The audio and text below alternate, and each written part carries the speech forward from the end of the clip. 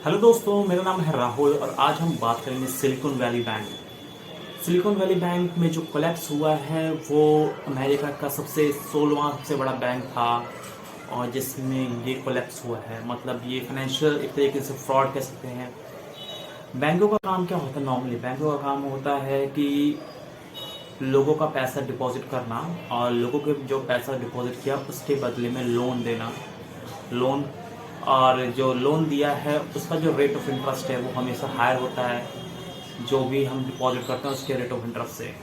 मतलब rate of interest जिस पे हम जमा करते हैं उसका रेट ऑफ इंटरेस्ट हमेशा कम होता है, 4% ब्याज दर होता है।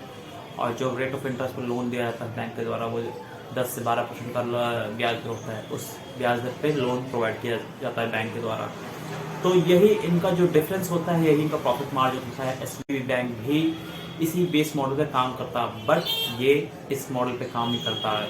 एसवीबी बैंक बेसिकली एक सिलिकॉन वैली बैंक है जो कि अमेरिका में सिलिकॉन वैली एक जगह है, वहाँ पे ये स्थापित है।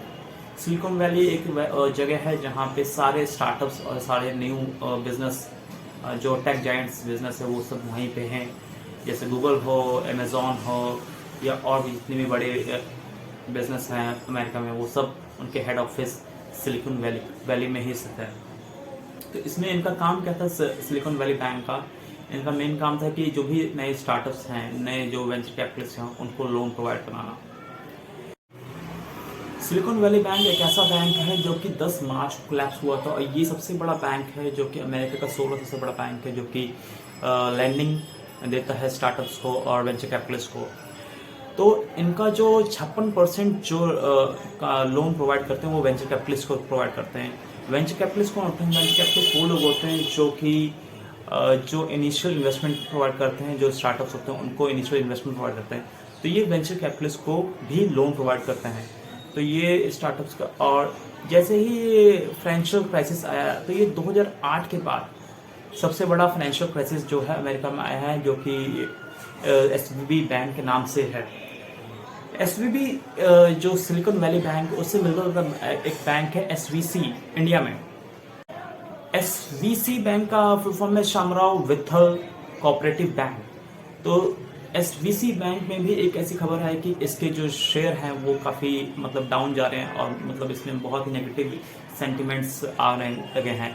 तो इसके जो हेड ऑफ एग्जीक्यूटिव्स हैं, हेड ऑफ चीफ हैं, उन्होंने क्लैरिफिकेशन देते हुए बोला कि ये एसवीसी का एसवीबी से कोई लेना देना नहीं है। एसवीसी जो है शामरा कोऑपरेटिव बैंक जो है वो इंडिया में स्थित है और सिलिकॉन वैली बैंक एसवीबी जो कि वो कैलिफोर्निया में स्थित है।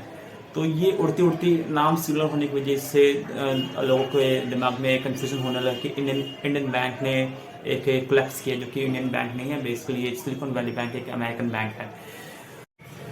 कैलिफोर्निया बैंकिंग रेगुलेटर ने सिलिकॉन वैली बैंक को क्लोज कर दिया और फेडरल डिपॉजिट इंश्योरेंस कॉर्पोरेशन को हायर किया है as a receiver of this bank. And ये सारा जो भी इसका बिजनेस है वो एफडीआईसी इसको कंट्रोल करेगी और ये देखेगी कि किस पर्सन को कितना पैसा देना चाहिए। मान लीजिए आपने, जैसे इंडिया में एक लिमिट होती है जैसे 5 लाख की लिमिट, तो बैंक में अगर कोई भी फाइनेंशियल फ्रॉड होता है then in that case 5 lakh will be borne by the government. Same to same like that America में भी यही सेम फॉर्मेलिटी है। वहाँ पे भी जो वहाँ की बैंकिंग रेगुलेटर्स है उन्होंने भी इस सिलिकॉन वैली बैंक जैसे क्लोज हुआ उस पर एक अथॉरिटी इस्टेब्लिश की जो कि इसको देखेगी कि किसको कितना पैसा देना चाहिए और किसको कितना नहीं देना चाहिए। तो इसका नाम है federal deposit corporation insurance corporation. ये जो भी स्कैम हुआ है इसका सबसे बड़ा जो इम्पैक्ट है वो ब्रिटिश बायोटेक कंपनीज को सबसे ज़्यादा इसका इम्पैक्ट पड़ेगा, क्योंकि इसमें 40% से जो ज़्यादा कंपनियां हैं यूके में जो बायोटेक के बिजनेस में इन्वॉल्व हैं, उनका जो खाता है सिलिकॉन वैली बैंक में है। तो ऑब्वियसली उनका जो भी पैसा है वो सिलिकॉन वैली बैंक में रखा है।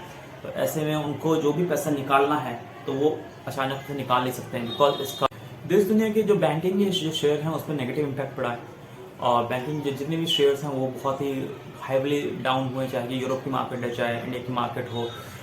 और जो चाइनीज़ कंपनी है खासकर जिनके खाते सिलिकॉन वैली बैंक में हैं, वो भी कोशिश करें कि वो भी अपना पैसा निकाल लें सिलिकॉन वैली बैंक से। 31 दिसंबर 2022 से सिलिकॉन वैली बैंक में जो डिपॉजिट था वो 211 बिलियन यूएस डॉलर था और उसके अगेंस्ट जो उन्होंने लोन जो वेंचर कैपिटलिस्ट को प्रोवाइड किए थे वो थे 74 बिलियन यूएस डॉलर। इस बैंकिंग फ्रॉड के चक्कर में अब कुछ समय तक जो बैंकिंग स्टॉक्स हैं उसमें वॉलेटिलिटी बहुत काफ़ी बनी रहेगी, और जो भी बैंकिंग शेयर्स हैं और जो भी इंडियन स्टॉक्स हैं वो कंटिन्यू डाउनवर्ड मोमेंटम है। तो इसमें हमें करना यही है कि हमें कंटिन्यू अपने इन्वेस्टमेंट करना है और कोई भी इन्वेस्टमेंट को सेल ऑफ नहीं करना है किसी भी ऐसी बाहर की खबर की वजह से, क्योंकि ये जो अननेसेसरी आउटकम्स हैं, अननेसेसरी जो चीज़ें होती हैं वो तो होती रहती हैं, बट हमें अपने इन्वेस्टमेंट को बरकरार रखना है, तभी हम अपने लॉन्ग टर्म में अपने इन्वेस्टमेंट को डबल और ट्रिपल कर सकते हैं। And if you like our video then please subscribe to our YouTube channel. Thank you and very much.